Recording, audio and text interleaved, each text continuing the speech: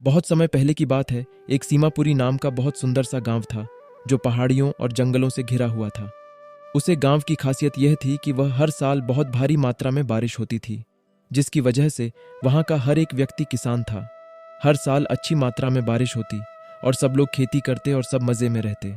एक दिन कुछ लोग खेत में काम कर रहे थे। तभी वहां पर उसे गांव का एक बूढ़ा आदमी आया। वह बहुत ही जानकार आदमी था, उसको सब कुछ मालूम रहता था। उसने गांव वालों से बोला, अरे बेटा, मेरी भविष्यवाणी बता रही है कि इस साल बारिश नहीं हो सकती। क्यों बाबा, बारिश क्यों नहीं हो सकती? साल तो बारिश होती है।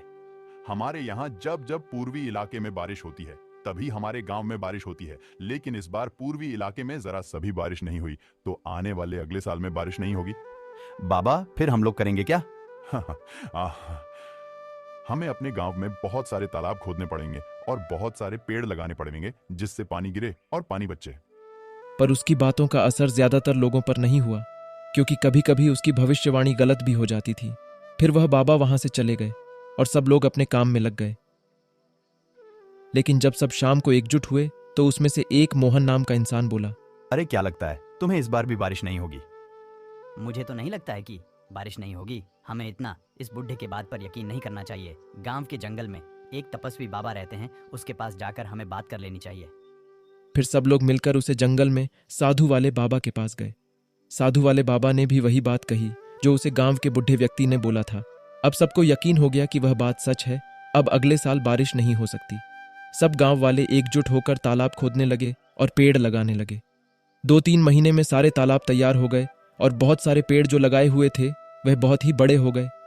फिर अगले साल बारिश के दिन आ गया, लेकिन उस बाबा का बताया हुआ कुछ भी सच नहीं हुआ। पिछले साल की तरह इस साल भी बहुत जोरों शोरों से बारिश हुई। सब लोग एकजुट हुए और विचार करने लगे। अरे बाबा ने हमारे साथ धोखा किया है। हम लोग से इतना काम करवाकर, हमारे समय बर्बाद करवाकर खुद अब भी गांव में नजर नहीं आ रहे हैं।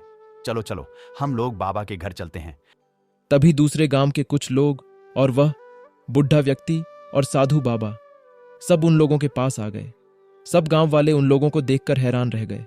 फिर आए हुए व्यक्तियों में से एक सरपंच सामने आकर बोला, हमारे गांव में पिछले कई सालों से बारिश नहीं हो रही थी। हमारे गांव पर शराब था, अगर कोई दूसरे गांव का व्यक्ति बहुत सारे पेड़ लगाता और तालाब बनाता है तो हमारे गांव में बारिश होती। जो काम आप लोगों ने कर दिया।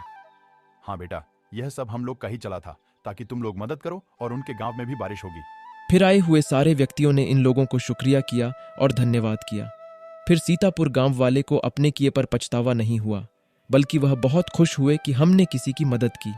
और इससे दोनों गांव में फिर से जोर शोरों से बारिश होने लगी और सब लोग खेती करने लगे और खुशी खुशी रहने लगे।